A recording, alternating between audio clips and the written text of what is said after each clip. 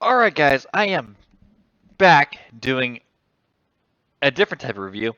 I'm reviewing the review. So this guy is a firefighter.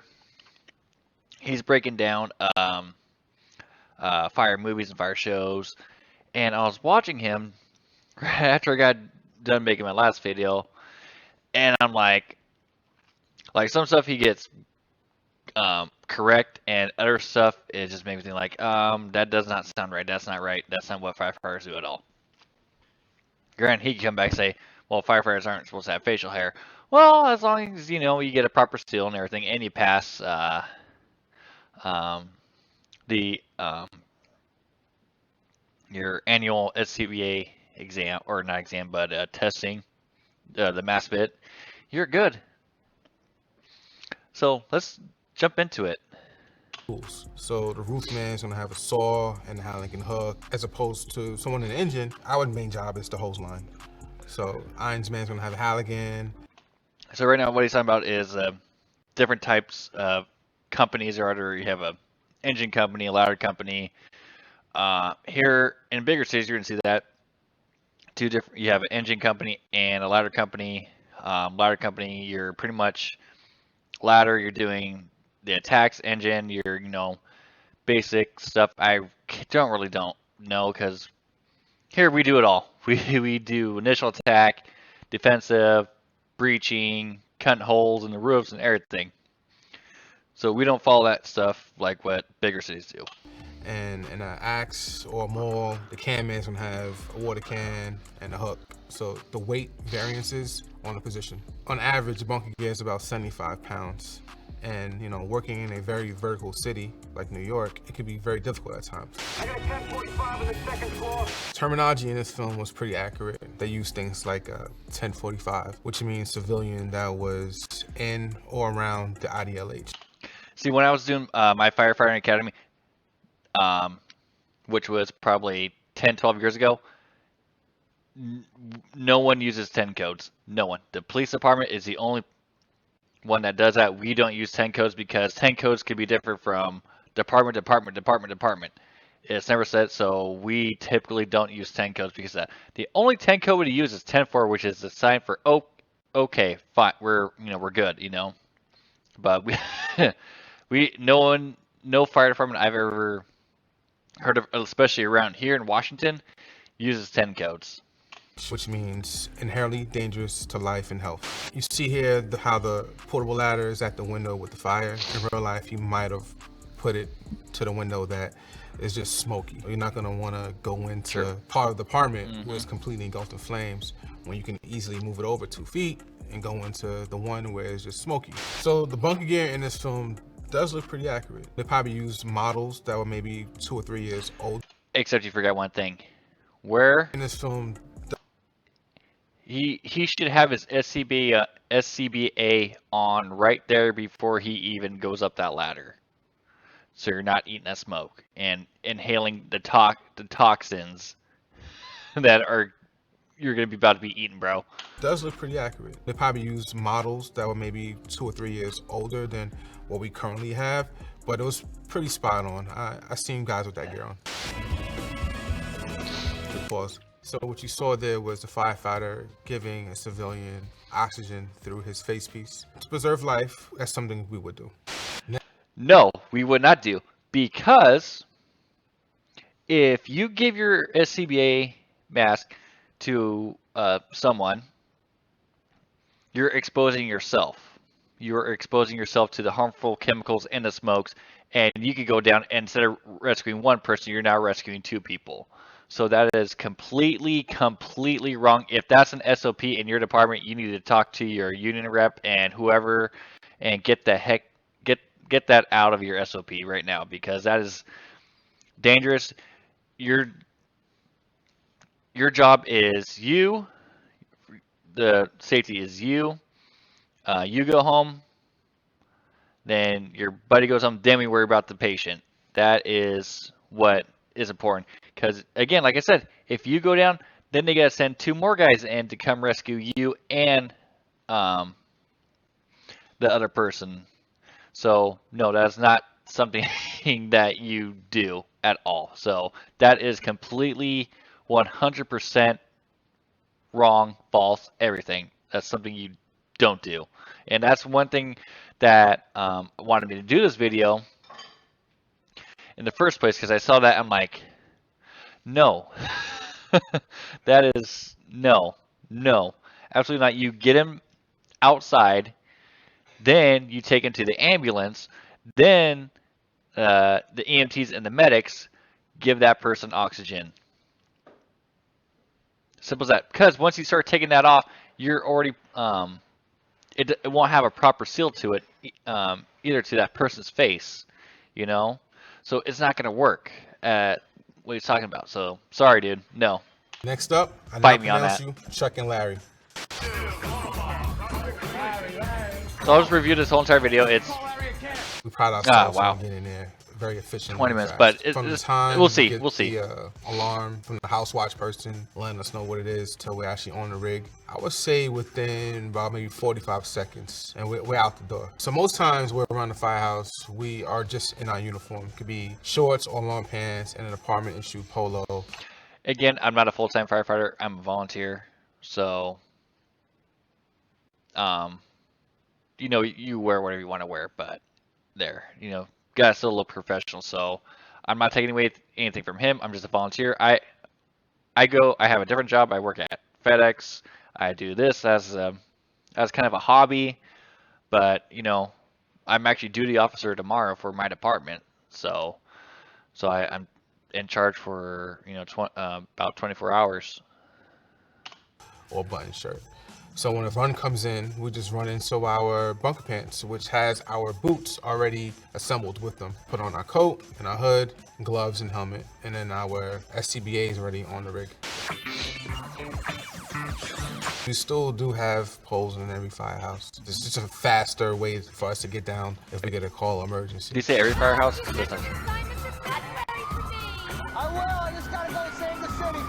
The calendar is a very real thing. We do have calendar for firefighters in the city.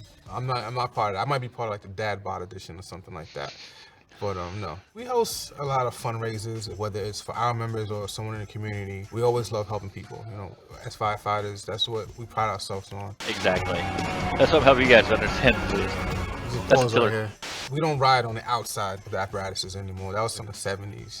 Members have gotten injured by holding on to the outside of a fire truck. That's called a killer truck too.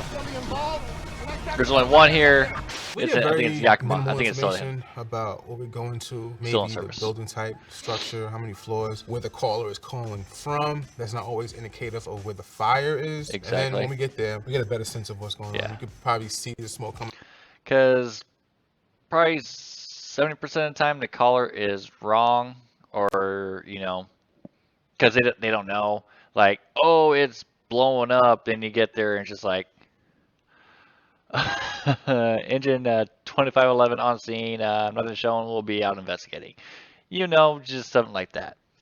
Coming from a certain floor or window, and that helps you adapt to what you're going into.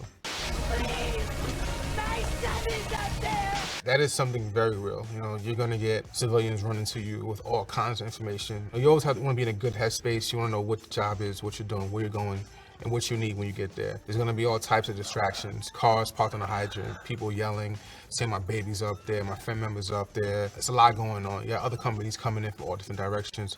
It's very imperative that you just stay focused and worry about the task at hand. All of the bunker gear has been fitted for our name to be at the bottom. It's to help identify you and which company you're from.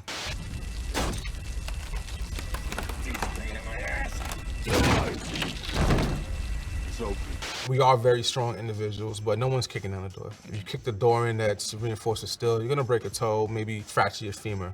So we always want to use our tools and force the door that way. Yeah, or, you know, because, you know, with heat, the wood expands as well. It's usually like maybe a section of fire, not stuff over here, stuff to the corner. It's a little Hollywood fluff. Oh, yeah. Two people. And plus, it's not wearing their SCBAs that have their hoods up or nothing. So Searching is not too realistic. You should have the Ironsman, the Camman, and the officer, which their job as an inside team is exactly that, to go inside. talk Everything's not about cookie cutter. We have the certain SCBA, rules dude. and procedures, and we know what things are supposed to look And like. you're not standing But up, you're on the sometimes we have to ground, deviate. feeling Maybe there's around, more checking than one everything. 1045. So now you have to veer off and get the other I hate civilian 10 by codes. yourself. 10 codes That happens. so you know? stupid. We put the value of life above everything. True. If you have contact with the victim that you can't see, yes, you're gonna constantly communicate with them. They're in the fire, they're trapped, and they hear you coming to get them. Your voice is soothing to them. You want to keep talking to them, keep them active, keep them engaged, and it also helps you locate them. Because now you can hear where they are. It's very muffled and it's very hard to hear. I would have my face piece on, definitely, looking around, standing up. That's not something we would do. No, In a real it's not. fire, it'll be pitch black at this point. 100%. A lot of smoke. Be and fucking you won't dark. be We able to like see a that. damn thing. So, That's it. I would get That's low. all you'll That's be able also to see. beneficial as well, Can't because see the hand in front of now your if you're face. low, you That's can how dark have it better is. balance. God forbid there's a hole in front of you or whatnot. You can kind of predict that better with crawling and having Sweeping. a hand out or a foot out. Sweeping. When they were making their way through the hallway, you saw a lot of flame on top of the ceiling. You might see something like that in the actual fire. All right, let's find a new way, Ed.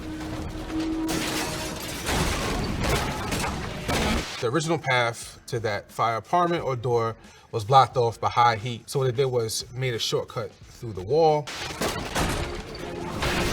but they kicked it down. That was the unrealistic part. We're not gonna kick anything down. And then see how magically a 20-foot hole in the wall was created? That's not gonna happen at all. People with cars, it's adrenaline, you know? Hey, buddy, we're gonna help you out here. Come on. A person of this size, we can't just drag them out or put them on our shoulders like how you would see in movies. What would be a good way, as opposed to what they're doing, is actually putting a girth hitch around a person's chest and dragging them out with your nylon webbing. There's definitely no running up and forcing momentum to push people out. That's very unrealistic. So overall, Chuck and Larry, they did less than realistic in this. The protocols, procedures, and things of that nature aren't really true to what we do. But I like the fact that they actually use a real firehouse. That firehouse is in Brooklyn, and it still kind of looks the same to this day. Next up, Backdraft. Wait. Make sure you check it first. Oh, yeah. You want to check for heat at a door before forcing it. Very And old school you wanna movie. Check the doorknob. Maybe it's open. Maybe you don't have to force it. Here we go. Now get that mask back on. Right. That's not realistic. Our officers are trained to be professional as well, and they lead by example. They're gonna have their face piece on as well, not just tell you to put yours on. Also, the officer had his coat wide open. The Ironsman, he wasn't masked up, he wasn't ready to go. If thick black smoke came billowing out that door, he might be fumbling around to get... Capital One Travel. Venture X. What's in your wallet? But like back in this day and era, it was a different era. So if you didn't come out smelling like smoke, having black all over your face, you weren't like the joke was, oh, were you just sitting in the cab of the truck not doing anything? It was a very macho type of thing, not to really have your mask on. It was then until studies came out, all the fabrics that burn and they're the paint, everything, started causing cancers and everything. So that's when SCBAs really became an actual thing, like actually wearing them, That is a Yes. pre-indicator of a Backdraft in the very near future. You're gonna have thick, black, velvety smoke pulsate in and out very rapidly. Like What they it's had breathing. here was more of a light, steamy look, but they got the gist of what it would look like as far as speed goes. A backdraft is pretty much an explosion of the byproducts of fire. Superheated gases explode and ignite everything in that room. What causes a backdraft is now a sudden rush of oxygen into that area or IDLH. That's perfect. Yeah. So also with the backdraft, it's pretty much sucked up all the oxygen the fire has, and now it, like when it's puffing that smoke, is kind of taken in that air, just to try and stay alive, because fire is actually a living, breathing thing. It needs the oxygen. You had the fire triangle. Well, not had the fire tetrahedron. I'm not gonna get in that. So you have oxygen, heat, and Oxygen, heat. Ah, what is the other one? Ah, now I feel like a freaking noob. Sorry guys. Fire triangle. Fire triangle. Ah, fuel. Wow. So you, oxygen, heat, and fuel. So you take one of those things away, then the fire goes out. It's done. So, it's just taking this last portion of what it needs, the oxygen, to help sustain itself.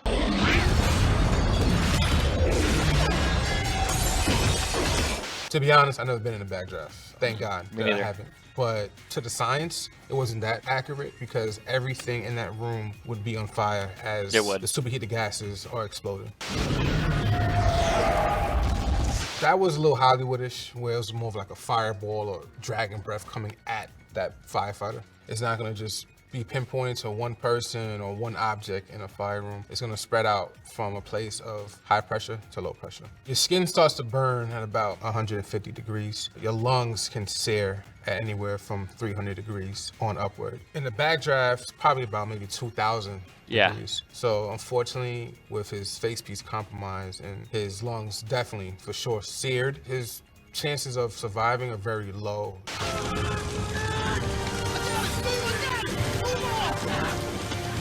So you have the member pretty much fully engulfed in flame, and the nozzleman brings the line and opens it up on him. In situations like that, you have to think outside the box. That's not something that we traditionally would do, but he may have helped the situation by outing the fire that's on him. But you gotta be careful though, because with water and immense heat, you could actually give this member steam burns all over his body as you're dousing him with water. It wasn't too far-fetched that he was able to respond that quickly, because we're usually right there in the fire room with the truck.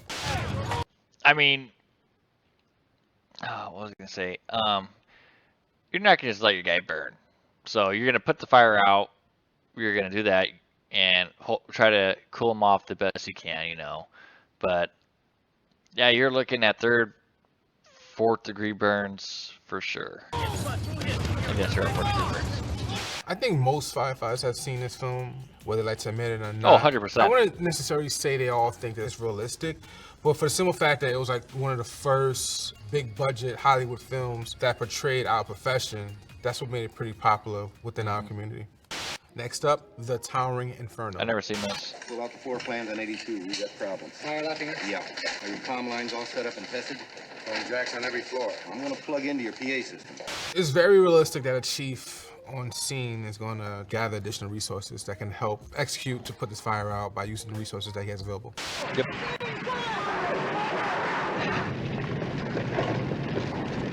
I like the fact that despite there being a collapse and members injured, the nozzle person stood his ground and he kept attacking the fire. There's gonna be other people right there to help those members that were in need or ceiling collapsed on them. But And those steel it's very important to air continue tanks, to they're aggressively knock out not the light. fire. They're about Fire's moving toward the main shaft. 45 Use pounds. the scenic elevator. We now use what they're not carbon fiber. They're now I'm just drawing blanks.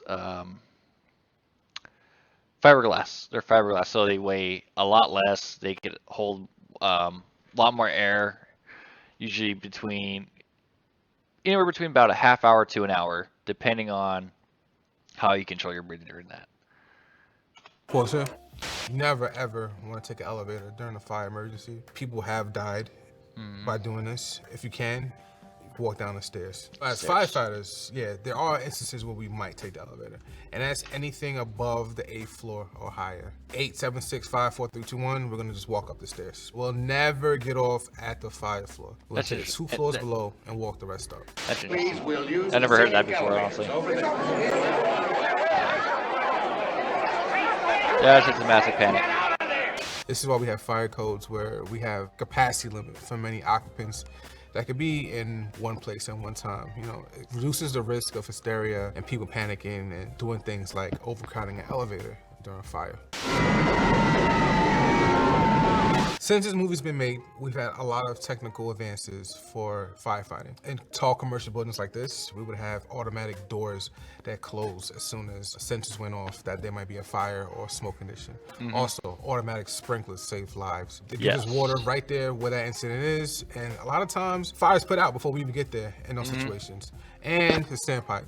We're able to get water from every floor, and then we're able to access that from multiple locations. Yeah, so you could hook either like a water tender or your engine up to one of those pipes and constantly feed the sprinkler system. So it's constantly getting water to those areas, to the fires and everything. So you don't have to worry about that ever running out. Hydrants, if you have them, our area, in my district, we do not have fire hydrants. We have canals, ditch banks, and stuff like that. Take it down. Empty all the water out. What you see there is a firefighter pulling ceiling down. We do that primarily to check for extension, to see where the fire has traveled to. Generally, we don't do that while we're operating a hose line. That can cause... Yeah, I usually do that when the fire's out. Then that's when you start looking for the extension. It's the overhaul phase, pretty much. Cause the ceiling to collapse on the members below that are operating to put the fire out.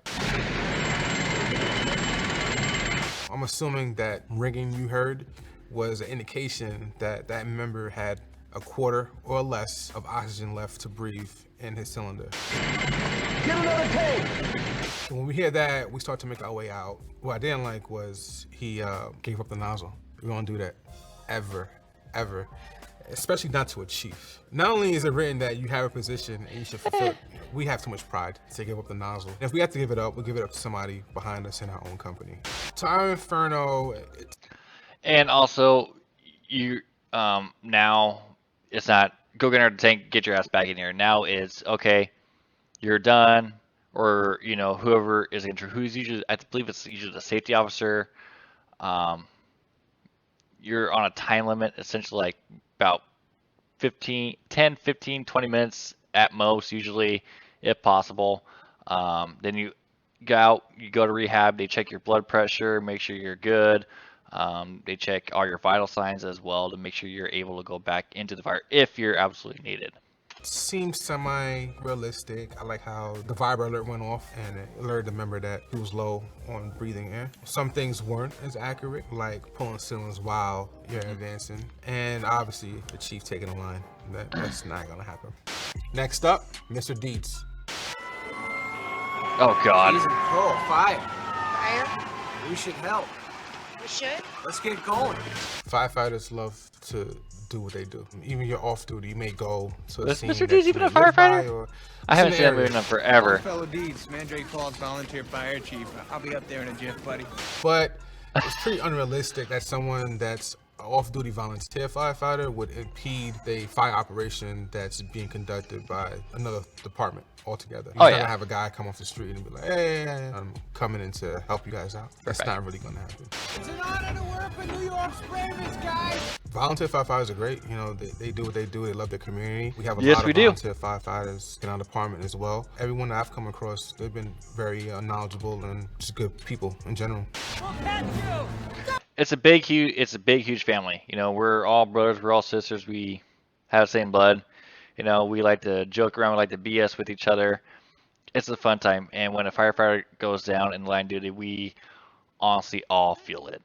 Wait! No! I can't leave without me kitties! They're all I got! If you come to a fire scene and someone hanging out the window, you can probably reach them through the aerial ladder. Or the inside team, the truck, can pull her in from the window. And if that doesn't work, we could also lower a member from the roof. They'll grab her from the window and we'll lower them down to the floor below or 2 floors below.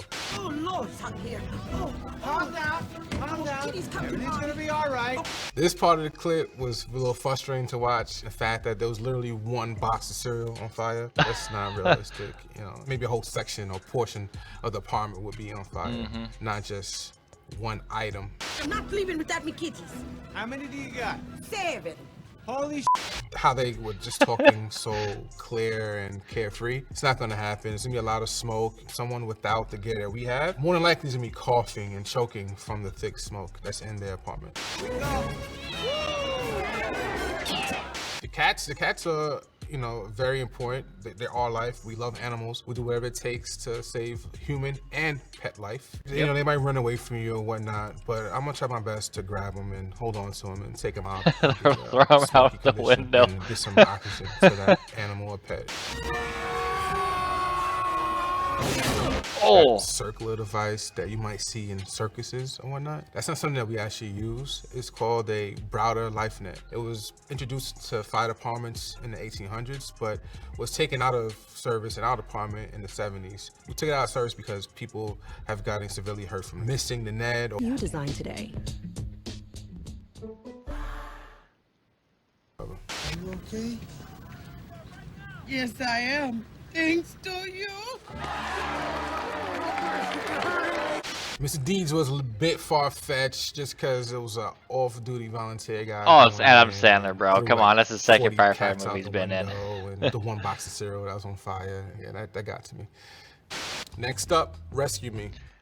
Yo, dudes. Never listened to this show. Nice and cool ass. Yeah, it's great. We all go to fires in the middle of the summer. You'll be at the top floor. You come back, you're drained, you're beat. But I've never seen anyone drink water from the engine. It's nice. It's cool and fresh. No, yeah. It comes straight from a fire hydrant. Yeah, that's not purified water. No. Especially coming from an engine, you never know. You know, it could be corroded and stuff like that. It's not something you want to drink, and you'll end up finding like rocks sometimes, little pebbles, shells, whatnot in it. Oh, it's just no. Even in like in bunker gear, I've been inside. I've only been inside 2 structure fires and 2 training fires, and you don't really feel the heat too much. You don't really sweat until you like really get outside because your adrenaline's going. You don't really feel anything. At least in my opinion, I haven't felt the heat. And you just hook up the vent tip nozzle to the discharge, and you know you could pour some water out of that. But no one's gonna do that. You're supposed to fill the cooler with water, asshole. Oh, yeah.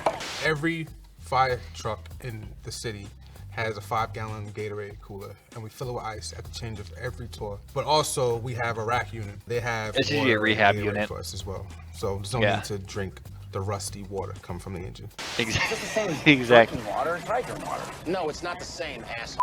Every fire engine in the city has 500 gallons of water already in their rig or apparatus, but it gets replenished with the hydrant water that's coming from the main. We don't mix the water with fire retardant other than we're doing a foam operation. Yes. We'll mix the water with foam. We have a chemical fire or whatnot. We'll use that operation, but normally, no, there's no additives into the water. What you're seeing here is more than likely after the fire is put under control and everyone just recouping. We should do that by the fire truck after the fire is put out.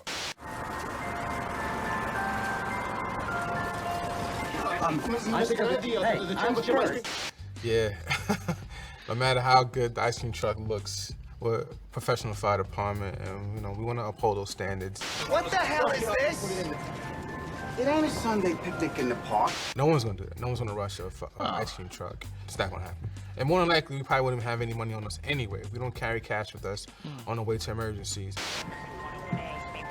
You got any strawberry shortcake things in there? As for this clip, I think Rescue Me did a good job of portraying what it's like to be an actual. It's just comedy. That's all it is. And the manner in which you guys speak to each other seems pretty accurate. Next up, Chicago Fire. Yeah, I've never seen this one either. I don't plan on watching Chicago Fire. There's no standard fire truck per se. Every city, every department has their fire trucks specifically made for that environment or terrain. Even in a larger department, we may have different types of apparatus for different types of emergencies. Hey, you got a driver pinned inside? So what we have here is a truck full of propane tanks and a car that's crashed into it. I also saw a firefighter in the beginning trying to knock it down with a foam can. Maybe the engine wasn't there, You know, the guys with the holes in the water, it's okay. It cools some others and suppresses whatever you're trying to knock down.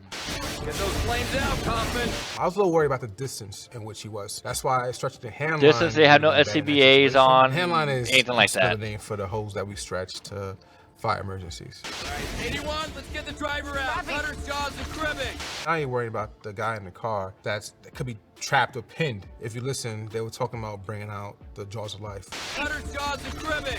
what we call the hearse tool. When you're operating that, you need a hand line there as well. As far as Hollywood goes, so far so good.